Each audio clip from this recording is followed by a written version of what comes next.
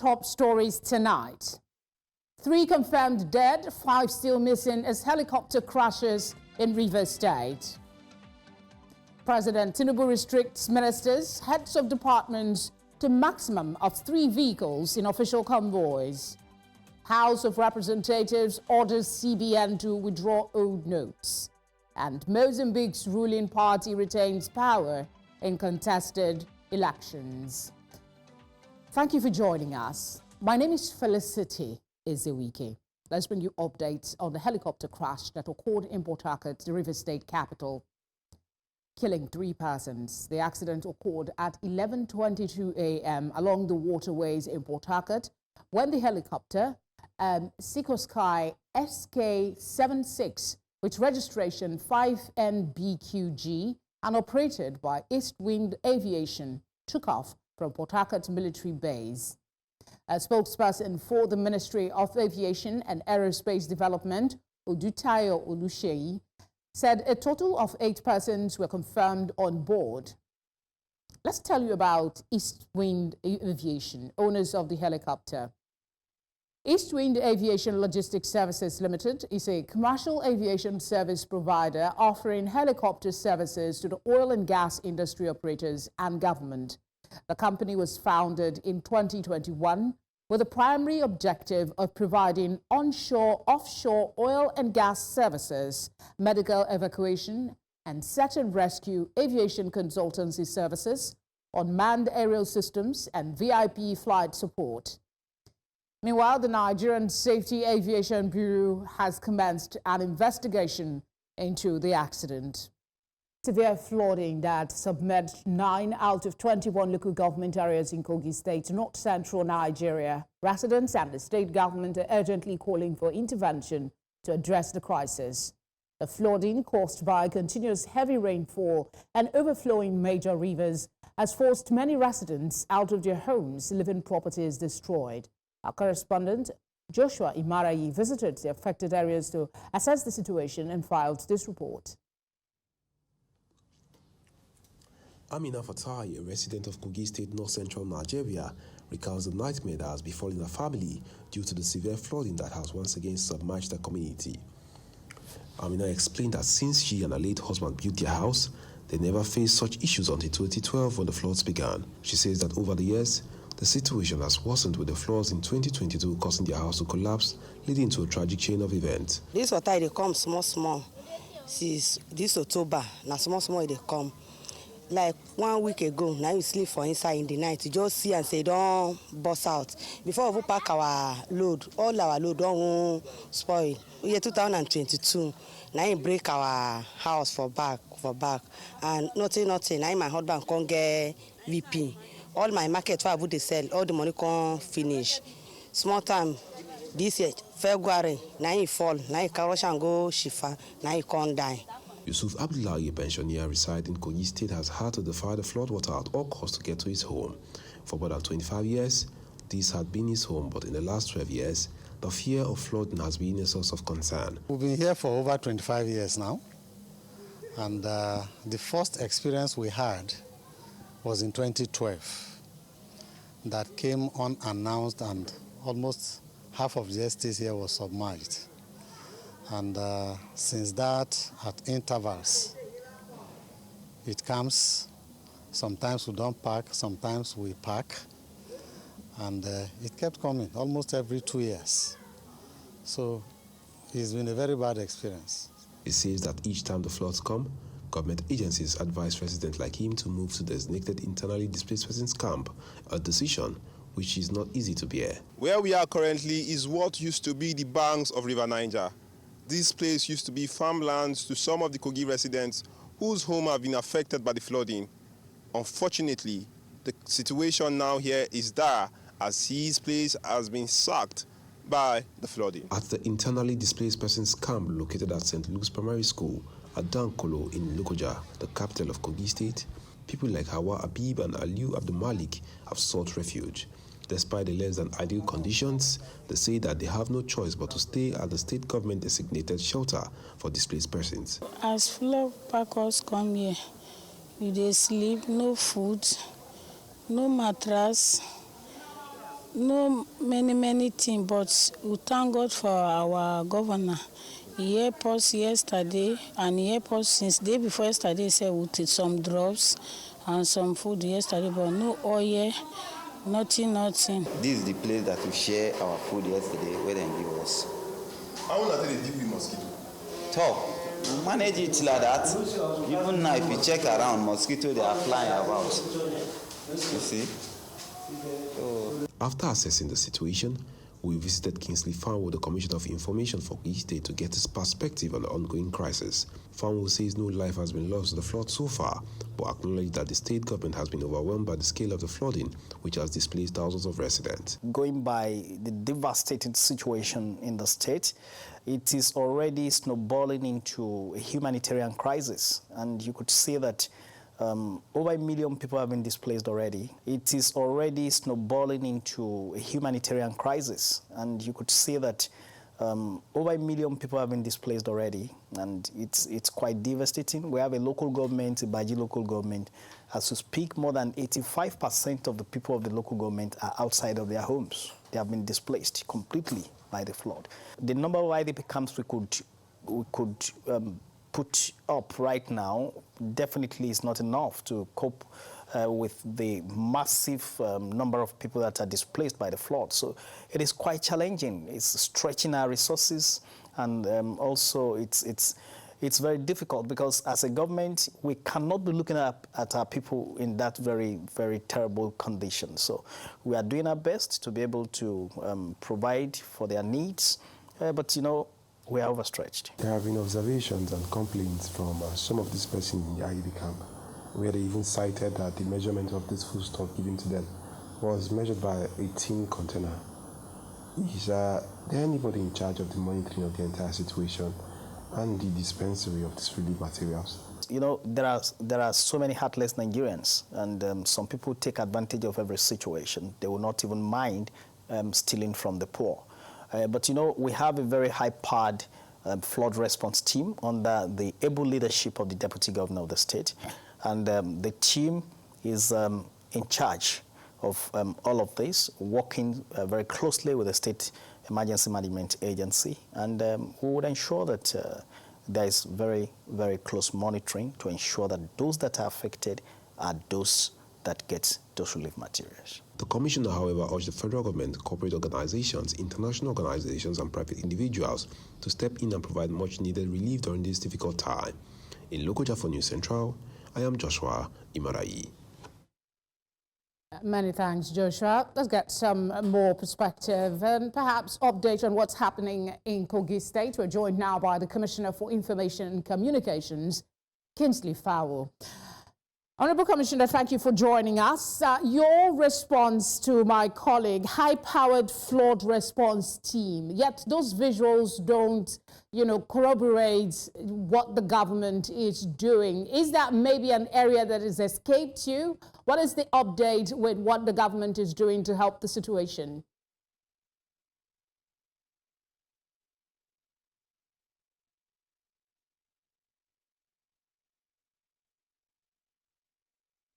Thank you very much for having me, and I want to thank News Central once again for this investigative journalism, for coming to Kogi State to see things for themselves. The situation here is very precarious. We are doing our best. Resources are overstretched, but the state flood response team is doing everything humanly possible to provide for the needs of these flood victims. The state government is mobilizing a lot of resources. A service provider, Comfort Concept, have been contracted to provide these resources, including foodstuff, medicals, mattresses, toiletries, and all of that. And they are delivering on that. We are taking all of this to the IDP camps. And, you know, it is going to be very difficult to provide for the needs of over 1 million people that are displaced. Resources are overstretched, but definitely we'll continue to do our best to provide for them. About 2 days ago, the governor was at some of the IDP camps to go and assess the situation by himself. And he made some far-reaching decisions there that have been able to help in ensuring the welfare of the people at the IDP camps. Some of those things include this directive that boreholes should be immediately provided in those places to be able to provide potable water for the displaced persons. They are also getting medicals. And he has also directed that most of these relief materials should be brought to them. They are already getting some of this, and will continue to improve and continue to do more. But I must confess that the resources of the state have been overstretched. All right, let's stay with that, resources being overstretched. How has the government reached out, or who rather has the government reached out to for assistance? Have you reached out to the federal government, non-governmental organizations around? What is the government doing beyond their immediate capacity to help the situation? Because it's not looking good at all.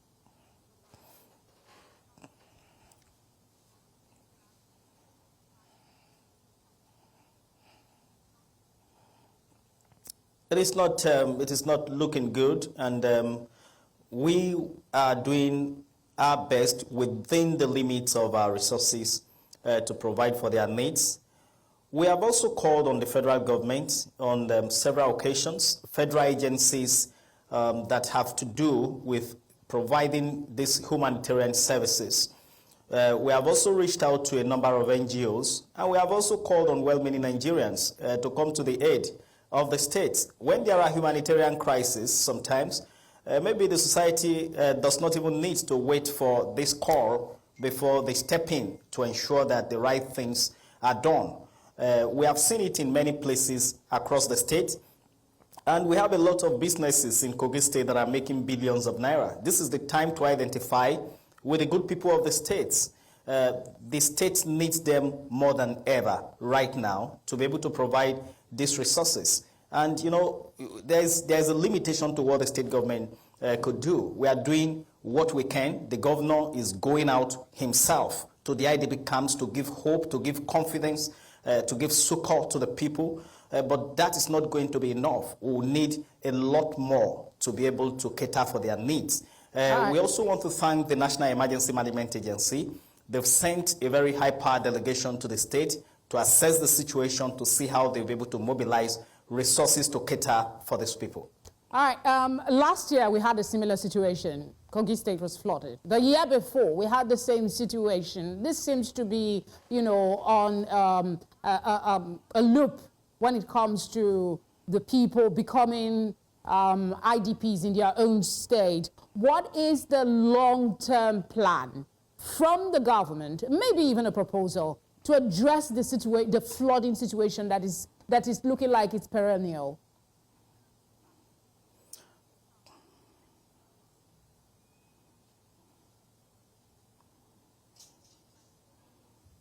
Thank you very much. You would see that in Kogi State, unlike in some other states where we recorded casualties in terms of loss of lives, in Kogi State, no loss of life was recorded. And that speaks to the fact that the state government was very smart enough to activate the early warning plan by sensitizing the people to move to higher and safer grounds so that we don't lose lives. Yes, it is very sad that we've lost a lot of properties, a lot of houses are collapsing already in the waters, but you know, that cannot compare to the lives of the people living there. That is one. Now we are dealing with the flood situation, and we are activating the flood plan because now we have to provide for their needs. We need to move them away from those floods that are very unsafe and all of that. So we are activating that right now. And then we have to start thinking about the long-term plan. Resettlement is one of the things that would be inevitable in this case. We need to move them away. It is going to be very difficult because people are very stubborn when it comes to moving them away from their ancestral homes. But with a lot of sensitization and convincing, we know that we'll be able to move them away. We also know that the federal government would at some point be able to come to our aid in terms of building houses for these people where they will be safe and they will be off the floodplains. Then we also have to look at the long-term plan of dredging both the rivers Niger and Benue.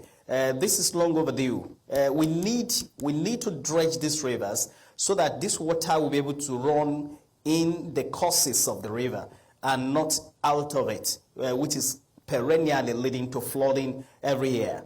Dredging is very critical, and the federal government would have to look at this. Kogi has always been at the receiving ends of flooding every year because we are the confluent state.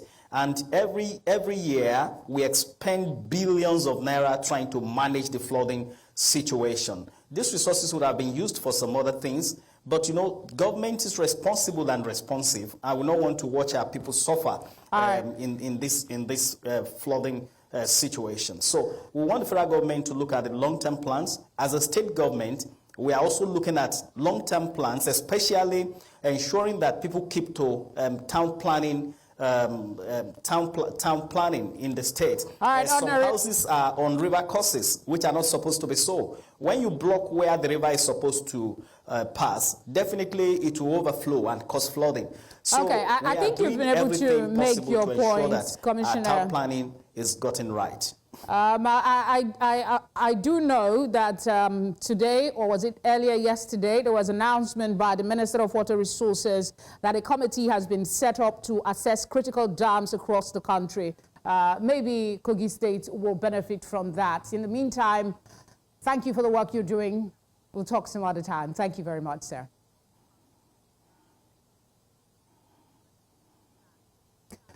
All right.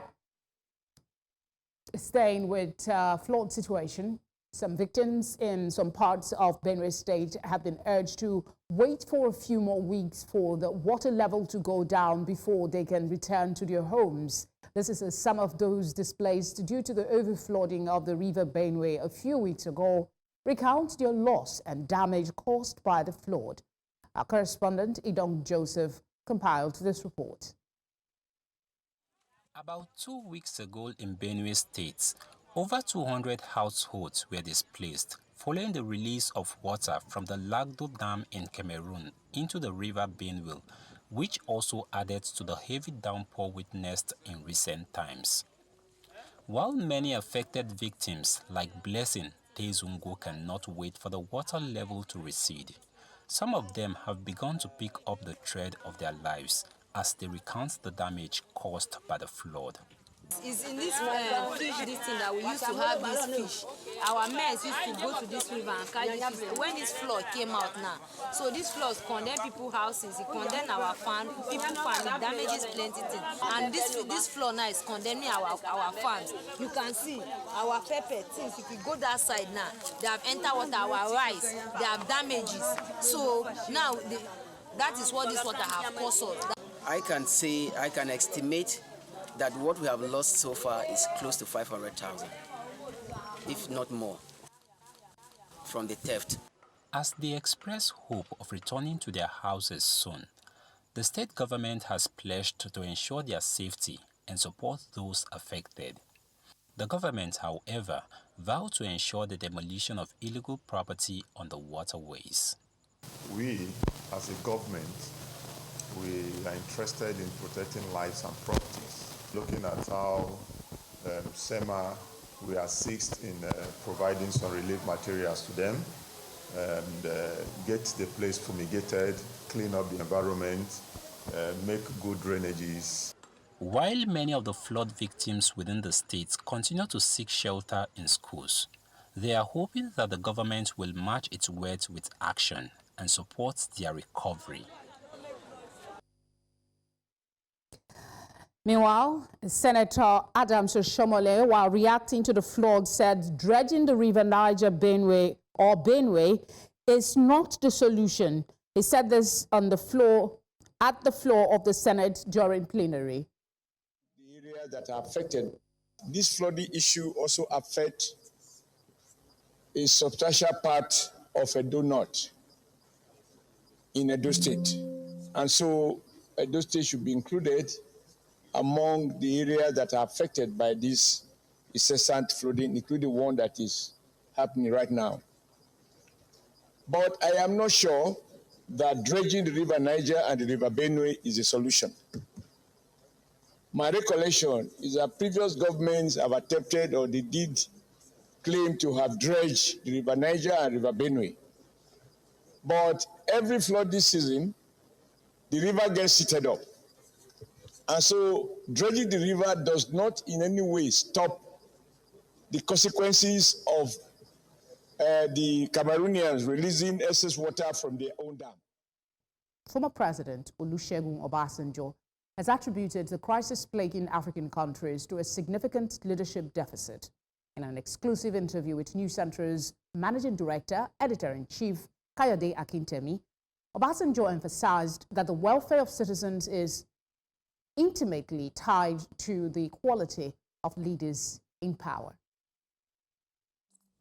I think it's that African leaders have forgotten what is going on in Sudan. I believe it's dereliction of duty and responsibility. That's where I would put it. And maybe that, and I add to it what I said earlier, deficit of real good leaders in Africa as at today. I don't say there are no good.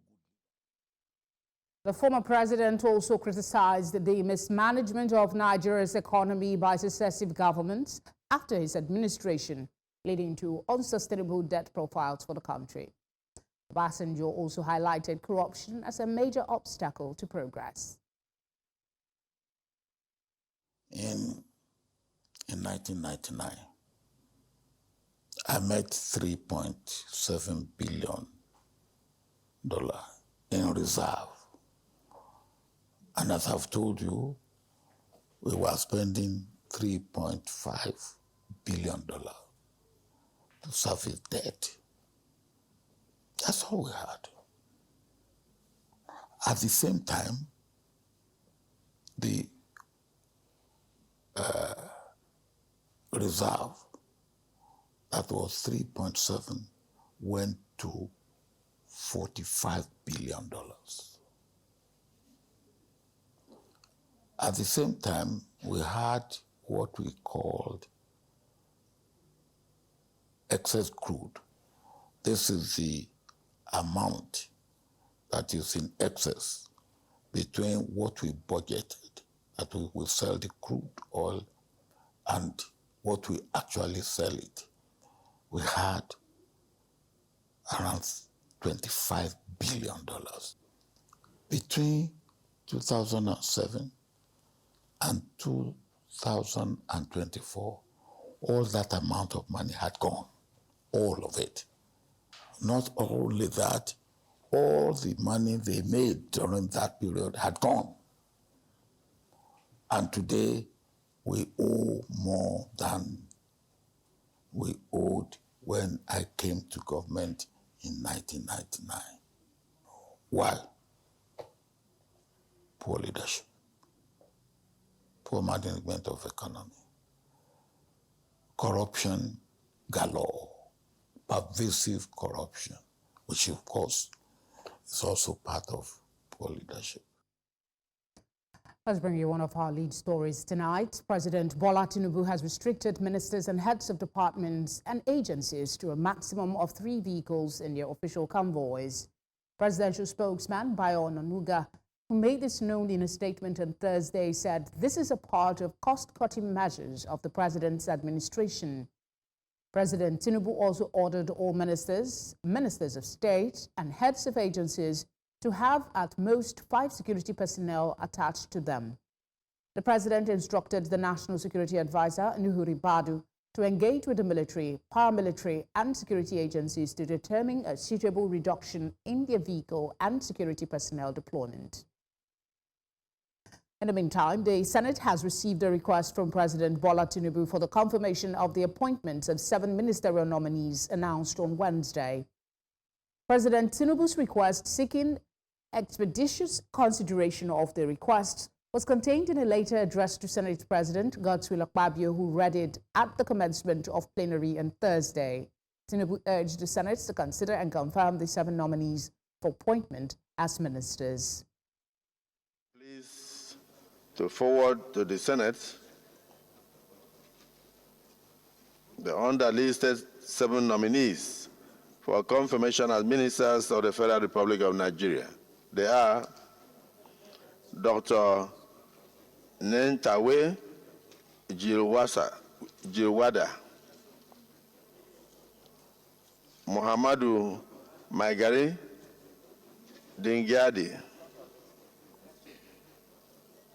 Bianca Odinaka Odumegu Ojukwu,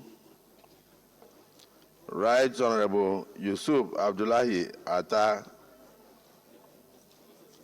Idi Mokhtar Mahai,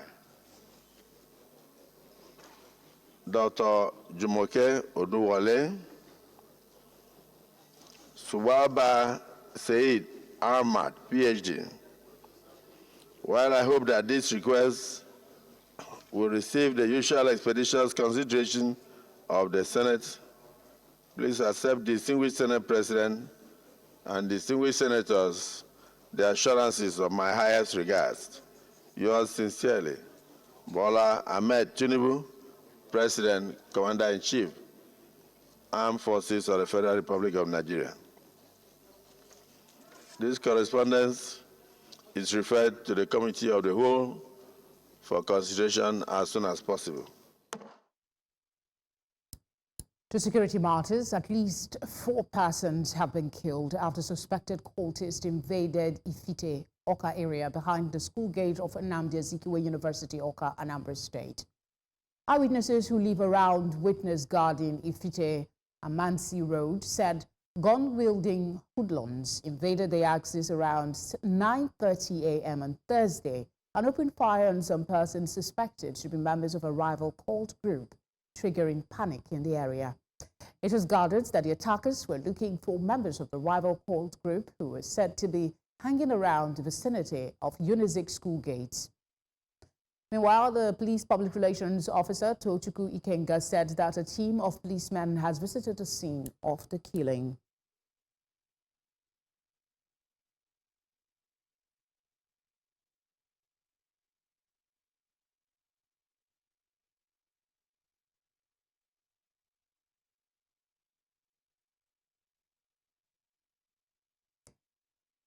So monetary issues now. The House of Representatives have called on the Central Bank of Nigeria, CBN, to begin the gradual withdrawal of old Naira notes and ensure the availability of new 200 Naira, 500 Naira and 1,000 Naira denominations for the public.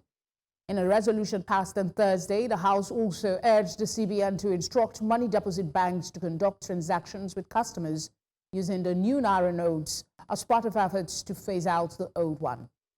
The decision followed a motion of urgent national importance presented by Victor Ogene, representing Ogbaru Federal Constituency in Anambra State during the plenary session. It is worth recalling that the CBN introduced the new notes in October 2022, with circulation starting in December. However, the withdrawal of the old currency faced resistance and caused widespread hardship due to scarcity of the new notes at the time. The Minister of the Federal Capital Territory, Nyesom Wike, has flagged off the construction of access and aterial roads at the Daki BU district of Abuja. The minister during the ceremony says that the FCT administration is working round the clock to fulfill the instruction given by President Bola Tinubu, mandating the administration to ensure that roads within rural communities are also renovated and constructed. My colleague Amadine Uyi tells us more. Daki BU district of Abuja. The district, which lies just after the popular Jabi district, this time has caught the attention of the Federal Capital Territory Administration. The Minister of the FCT, Nyesom Wike, says that the roads within Daki BU district are having a facelift following directives received from President Bola Tinubu. Mr. President has directed that it's most unfortunate that you come to Abuja, every road, or virtually all roads, have been abandoned and then that it is important that we must have to refix all the rules in the city. As the minister and other senior officials of the FCT administration converge on the Daki Biu district to flag off the construction of access and arterial roads, the senior special assistant to the minister says that the purpose of the projects is because of the importance the administration attaches to the federal capital city. The executive secretary of the FCTA also gave details of the project. This is one of the series of projects that have been lined up by His Excellency, the Honorable Minister, to change the face of the infrastructural development of the federal capital city. It's about 1.7 kilometers between the two major arterials, and it's an inter-district road.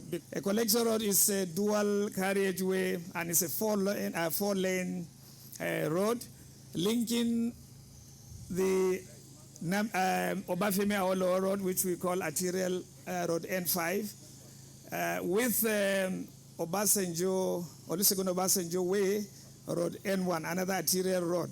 The project contractor assured ministry officials present that the project will be finished as stipulated in the contractual terms. We want to assure you, from the point of view as seasoned contractors in the last 52 years, that we are going to execute this project to the standards that is already existing in the FCT and in record time.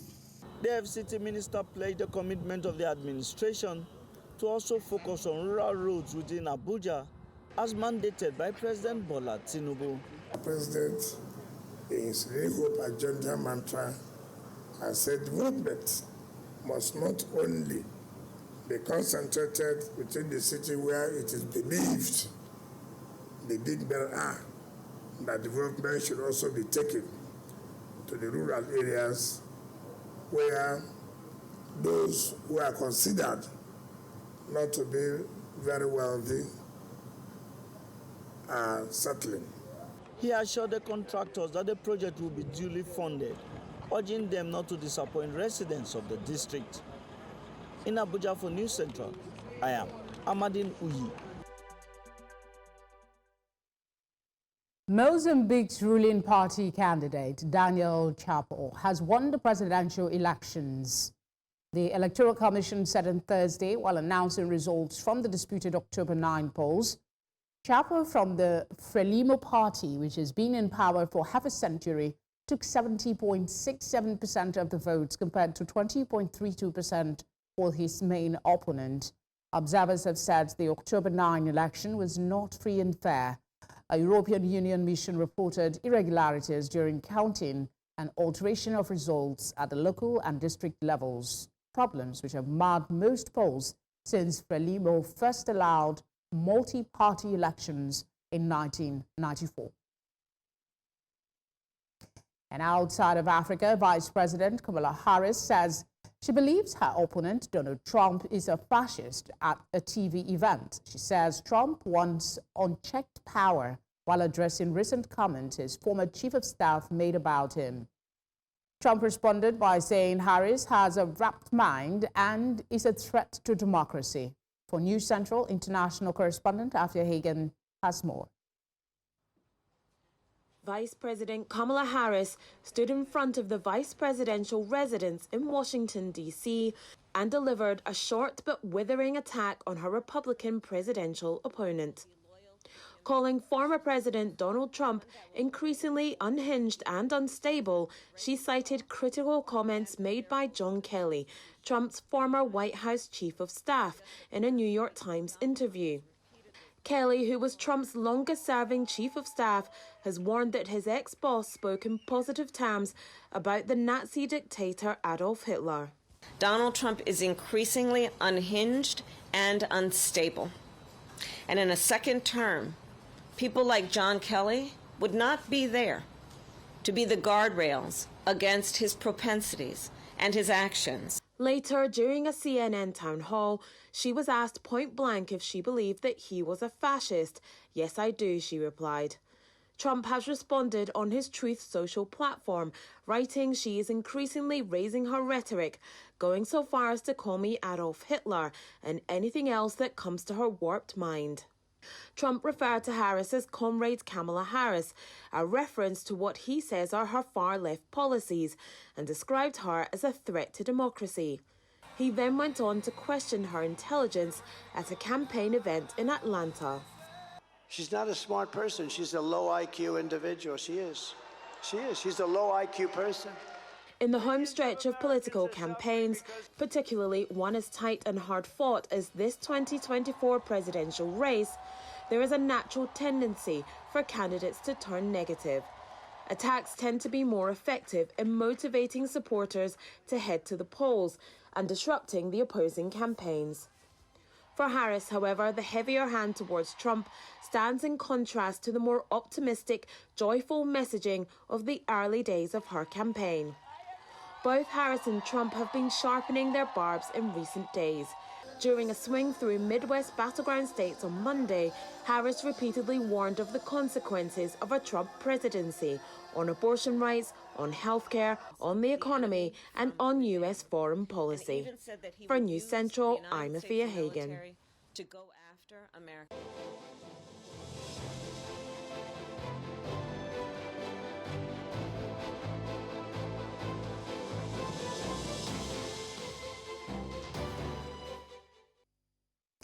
Let's go over now to our business desk for today's business update.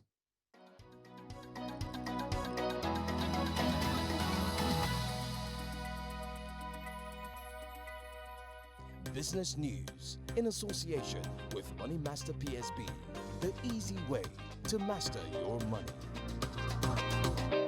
The Dangote Petroleum Refinery has started supplying premium motor spirit, popularly called petrol, to some oil marketers directly without recourse to the Nigerian National Petroleum Company Limited.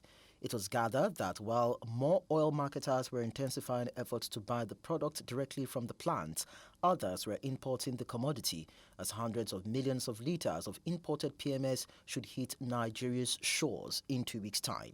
The report cited a document obtained from the Nigerian Port Authority, which showed that about 123.4 million litres of PMS were berthed at 2 seaports to improve fuel supply nationwide. Anna Jard, the World Bank's Managing Director of Operations, has held discussions with Wale Edun, Nigeria's Minister of Finance, over the mission to bring affordable electricity to 300 million households in one of Africa's largest economies. This project also has prospects of creating new investments, boost job opportunities, and ensure gender equality. All falls under the mandate of the World Bank's International Development Association in supporting developing economies. Nigeria's coordinating minister of the economy made these admissions. Well, I think as part of our overall macroeconomic reforms, we are at the domestic level, we are putting in place policies and a framework and even an environment that will encourage private sector investment. And I think this is key. Already in Nigeria, we do have private sector participation in the electricity sector. We have liberalization of electricity sector, but up to date now, we have not quite got it right. So I think our compact will be pushing us in the direction of market-based solutions in terms of pricing, in terms of investment, in terms of entry and exit into the electricity market that should get us over the edge in terms of putting us in a place where we can provide electricity to the majority of Nigerians, in fact, all Nigerians. Finally, on business news, Mozambique's US dollar bonds, which is due in September 2031, has dropped for a 5th day, the longest sell-off since April, after the opposition leader called for a revolution, threatening to escalate political unrest as election results are released on Thursday. The bonds fell 1.987 cents on the dollar to 83.917, pushing the yield to nearly 13% and putting them among the worst performers in emerging markets during the trading session. One of the world's least developed nations, Mozambique, has already been rocked by a corruption scandal and repeated tropical cyclones that have taken a toll on the economy. And that's all on Business News. I am Lekon Onobanjo.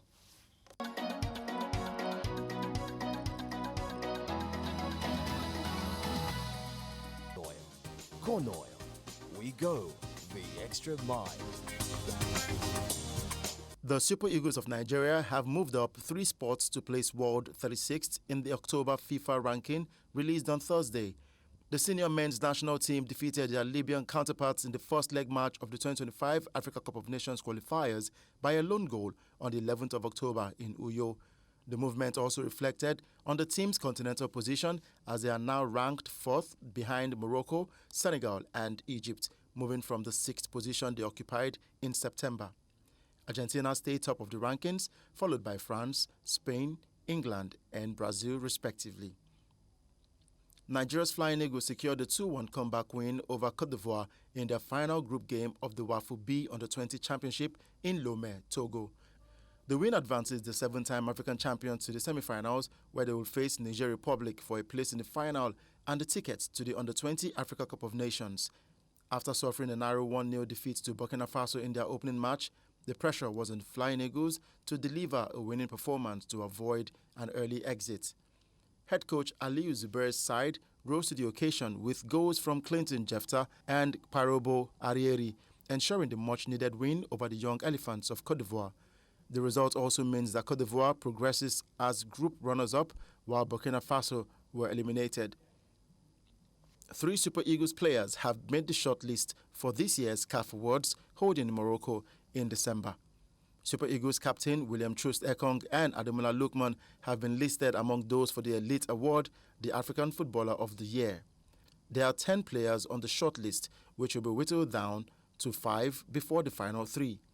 Amin Goudi of Algeria, Edmond Tassoba of Burkina Faso, Simon Adengra of Côte d'Ivoire, Chancellor Mbemba of Congo, Serhou Guirassy of Guinea, Ashraf Hakimi of Morocco, Sofiane Rahimi of Morocco, Rowan Williams of South Africa are the rest of the shortlisted players.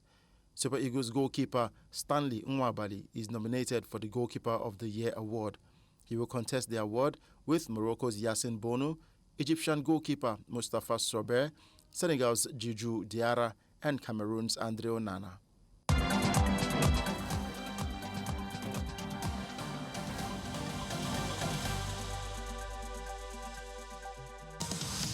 Tonight on Entertainment News, Ghanaian reggae dancehall superstar Stonebwoy officially dropped his highly anticipated album Up and Running with a star-studded listening party. The event featured notable Ghanaian personalities who came around to show support for his new achievement. During the event, celebrities like Effa and Nana Ama McBrown were seen celebrating on stage as Stonebwoy performed his song Shine from the new album. Up and Running features 13 tracks, including popular singles like Jejereje, Ekelebe, and Overlord. The album is expected to further cement Stonebwoy's influence in Ghana's music industry, building on the success of his award-winning previous album, Fifth Dimension. Fans and attendees left the event excited about the potential impact of Stonebwoy's latest project, which adds to the impressive discography and continues to showcase his evolving sound and legacy in the reggae dancehall genre. Ron Ely, the actor best known for playing the title character in the 1960s NBC series Tarzan, has died at the age of 86. Ely passed away at his hometown in Los Alamos, California. While not as famous as Johnny Welmer, who played Tarzan in early films, Ely helped shape the image of the iconic jungle hero. His daughter, Kerstin Casserly Ely, described him as a positive influence and a dedicated family man in the heartfelt Instagram tribute. Ely faced personal tragedy in 2019, where his wife, Valerie London Ely, was fatally stabbed by her son, Cameron Ely, who was later shot and killed by the police. Ely had challenged the justification for his son's shooting. After retiring from acting in 2001 to focus on his family, Ely continued to write and briefly returned to acting in 2014. He was remembered not only for his role as Tarzan, but also his deep impact on those around him. That's all on Entertainment Tonight.